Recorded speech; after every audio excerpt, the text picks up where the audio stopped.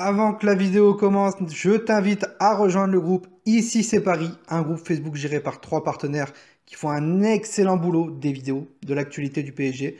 Je compte sur toi.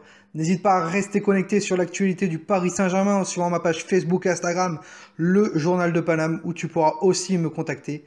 Puis le plus important, n'hésite pas à t'abonner, d'activer la cloche pour le soutien de la chaîne et bien sûr liker la vidéo pour le travail fourni.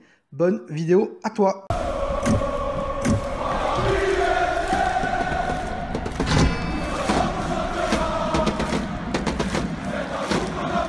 Parisiens, parisiennes, bonjour à tous, petite vidéo pour aujourd'hui. Alors j'ai les papiers, oui, aujourd'hui on va parler mercato.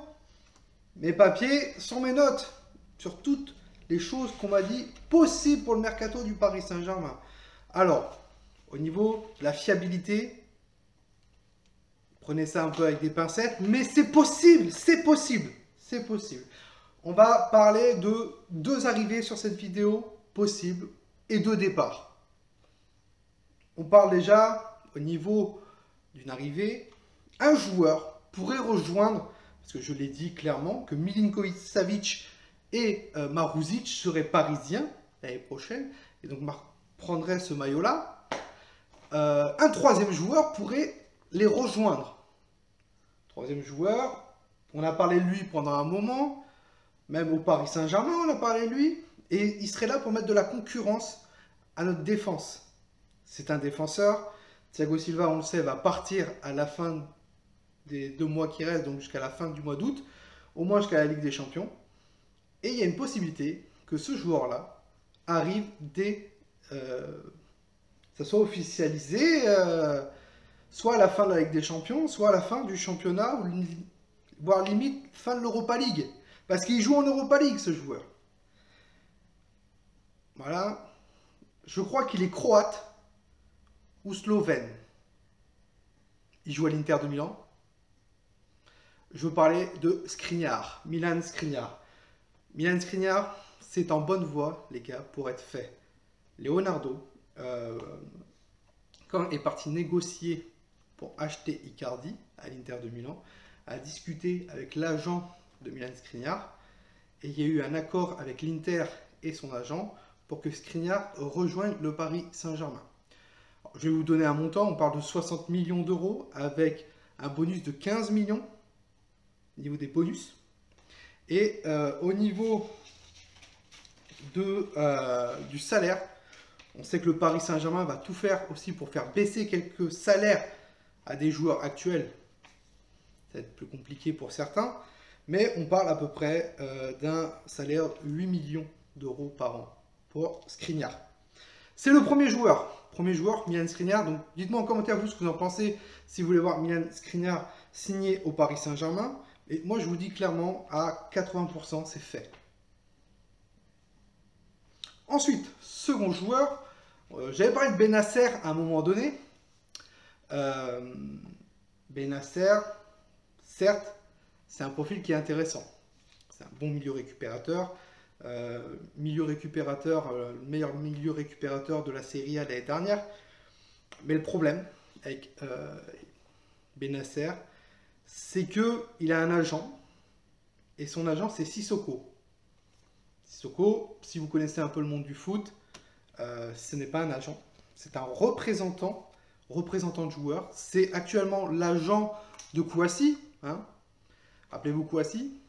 C'est son agent qui a dit à Kouassi, il faut que tu pars du Paris Saint-Germain.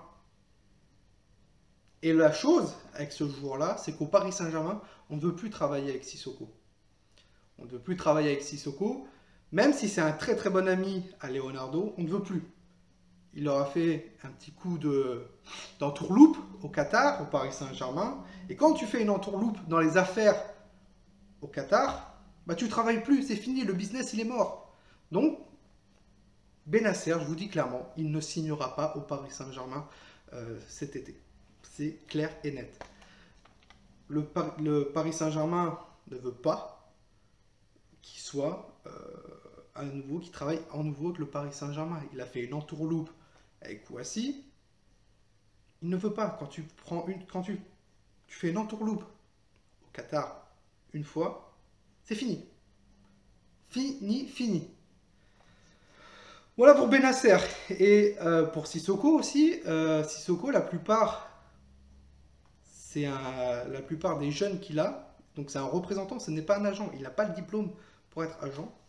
La plupart des personnes qui représentent les jeunes, ils ont tous quitté leur club formateur cette année. Un exemple, Lee Hadji de l'OM, qui est parti à Lille. Voilà, bon, on va parler des départs maintenant. On va parler des départs et on va parler de Juan Bernat. Juan Bernat, j'ai eu quelques informations sur lui. C'est un peu problématique actuellement sa situation. Il n'a pas encore joué, il n'est pas encore prêt physiquement. Mais Juan Bernat, en 2021, il est en fin de contrat, les gars. Voilà. Et c'est un peu le même cas que Mbappé, que je ferai une vidéo mercredi sur lui. Juan Bernat, s'il ne veut pas négocier, parce qu'il y a déjà eu 2 offres qui ont été refusées de prolongation de contrat pour lui, s'il ne veut pas négocier, il y a de fortes chances que Juan Bernat ne soit plus parisien l'année prochaine. Alors Juan Bernat, il attend vraiment la fin de la Ligue des Champions. Et je pense qu'il y a beaucoup de joueurs qui attendent la fin de la Ligue des Champions pour essayer de voir une prolongation. Il y a eu 2 offres.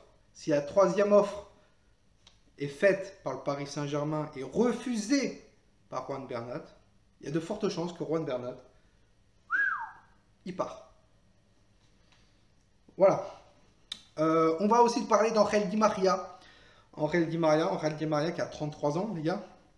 Il a un salaire énorme. Énorme. C'est le 4e plus gros salaire du club. Mais il ne veut pas baisser son salaire, Angel Di Maria. Le Paris Saint-Germain est prêt à le prolonger, mais lui, il ne veut pas. Il ne veut pas prolonger parce qu'il ne veut pas baisser son salaire.